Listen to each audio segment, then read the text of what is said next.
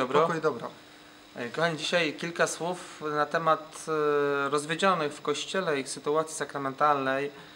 No, wiele pewnie dyskusji toczyło się i toczy na ten temat w związku z ostatnio zakończonym synodem. Ja też, ktoś mnie ostatnio zapytał, a jak ojciec się odnosi do spraw poruszonych na synodzie? A ja wtedy tak powiedziałem, wiesz co, ja nie do końca mogę Ci na ten temat powiedzieć, bo nie zaznajomiłem się z dokumentami synodu, a media, tak powiem, podają nam tylko i wyłącznie jeden aspekt podejmowany tam, a to nie tylko tym zajmował się synod. Natomiast my byśmy dzisiaj chcieli jednak wrócić do tego chyba najbardziej popularnego wątku, mianowicie do Komunii Świętej dla osób rozwiedzionych, żyjących w kolejnym związku. No właśnie, bo to jest pewna nieprawda, tak chyba to można powiedzieć, którą podają media, że Kościół nie dopuszcza do Komunii Świętej rozwiedzionych.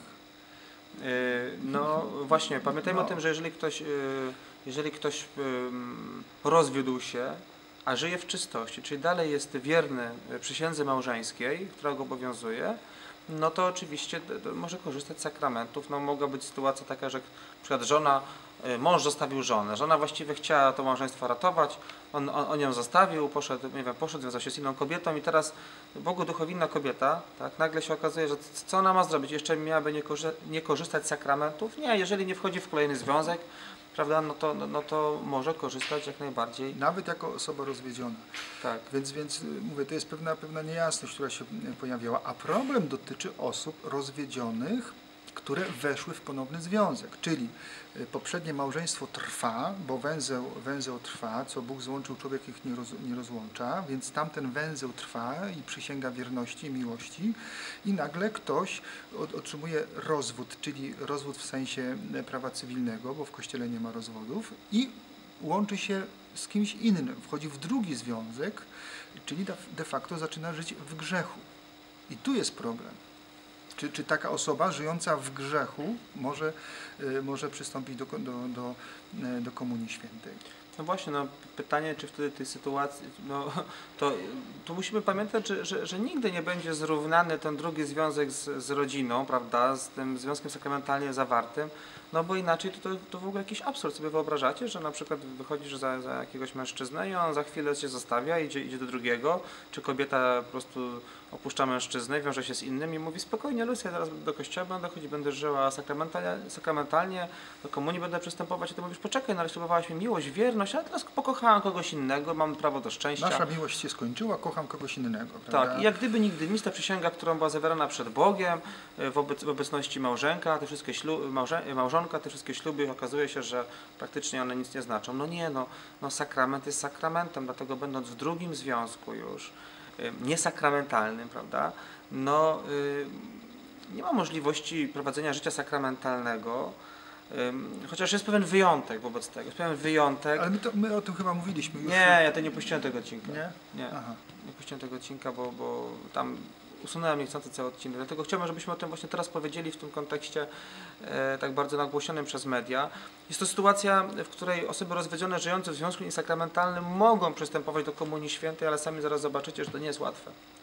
A więc, żeby takie osoby mogły przystępować do Komunii Świętej, muszą być spełnione, o tym mówią dokumenty Kościoła, bodajże nawet synodu toruńskiego, tak? Tak, jeżeli chcecie sobie to zgłębić ten temat, na co się tu synod powołuje, proszę wpisać w wyszukiwarkę synod, diecezja toruńska, PDF, dokumenty, to Wam się wyświetli taki piękny dokument, w wyszukiwarce wpisujecie rozwiedzeni i macie dokładnie to, o czym mówimy, podparte źródłami. Cztery warunki, które należy spełnić, będąc w kolejnym związku niesakramentalnym, mającym wcześniej, będąc jednocześnie w związku sakramentalnym, i będąc w drugim, nie? To bardzo to skomplikowane, ale chodzi o powtórny związek, tak. No wiecie, o co mi chodzi, tak? Że